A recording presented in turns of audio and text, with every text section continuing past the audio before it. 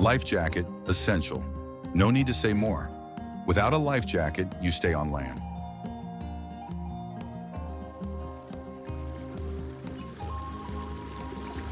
The paddle. Even if you mainly navigate by motor, it is essential to have a paddle on board. The reliability of the engine and the power system are not guaranteed, and no one wants to experience getting lost at sea or being at the mercy of the current. It is good practice to secure the paddle to the canoe with a sufficiently long and possibly elastic rope so that it can be used without untying it. Losing the paddle means exposing yourself to the danger of drifting.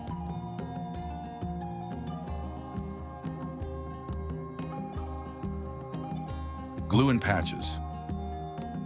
Like everything that inflates, the kayak, like bicycle tires, can puncture.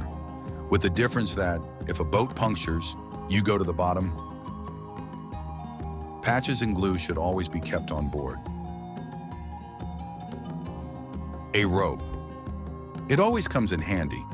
It is useful when you are preparing to leave and loading the canoe, or when you stop to secure it and prevent wind, waves, and current from carrying it away.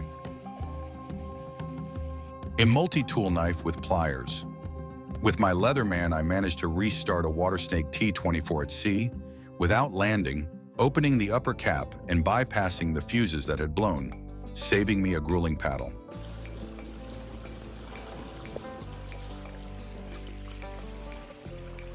An electric pump. There are different types with and without battery, powered by 12 volts or with a mains adapter. I chose the cheapest one I found, €4.59. Having the batteries that power the canoe's engine with me, I don't need a pump with a built-in battery. I use the same one that moves the engine. I replaced the cigarette lighter plug on my electric pump with 2 ring connectors to connect the pump also to batteries with screw connections without a socket. These pumps do not bring the canoe to working pressure, but they move a large mass of air in a short time, and with the piston pump, 5 or 6 strokes are enough to reach the indicated pressure. There are much more performing pumps on the market that also reach considerable pressures, but they are bulky and heavy.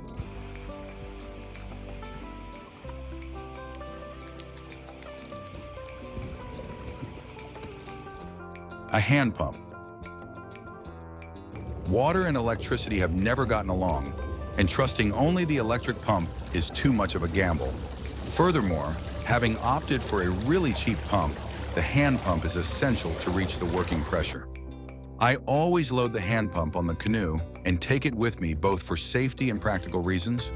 When you reach a wonderful cove or an uninhabited island, stopping for a few hours to enjoy the place is one of the reasons why you sail. An inflatable canoe should not be left at full pressure in the sun. The air inside the chambers expands with heat and damages them irreparably. When you stop, it is good to partially deflate the kayak, and before leaving, it is necessary to bring it back to working pressure. Even in the unfortunate event that it punctures, the pump is essential to be able to return.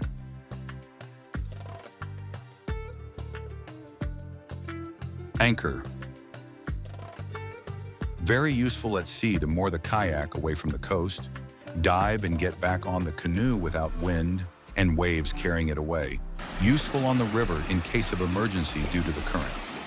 By throwing the anchor, you can slow down and regain control of the situation. I tend to always take it with me except when I sail on the large Lombard lakes, which are too deep for an anchor to be of any use. Lake Como reaches 425 meters, Lake Maggiore 372, Lake Garda 346, Lake Lugano 288. It is clear that with these depths, the anchor is just useless weight. A waterproof bag. A waterproof bag is the ideal solution for storing and carrying with you the car keys, the wallet with documents, the camera, and everything that should not get wet. It is better to have a spacious bag so that it can contain, in addition to what should not get wet, a lot of air so that it floats, and it is advisable to tie it to your wrist with a string. In case the canoe capsizes, you will not risk losing the bag and its contents. Spare contacts. The weak points of electric motors are the contacts. They can oxidize, melt, cause problems. Having a couple of spares on board is a good thing. Rock shoes or sandals. Landing is not always comfortable. It is possible that you have to put your feet in the water or that you are forced to walk on stones and rocks. It is better to protect your feet. A urinal. There are situations, especially on lakes and rivers, in which urinating is really a problem. Coasts unsuitable for landing or suitable but full of people.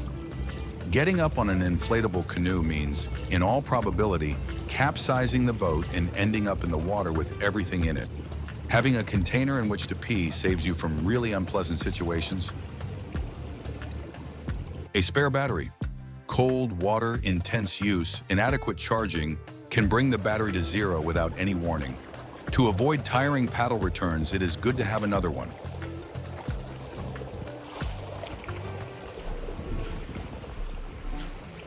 Spare propeller. A wrong maneuver, a submerged rock, a branch carried by the current can damage the propeller. It's always a good idea to have a spare one with you. Finally, a head covering to protect yourself from the sun. Happy sailing, and until next time.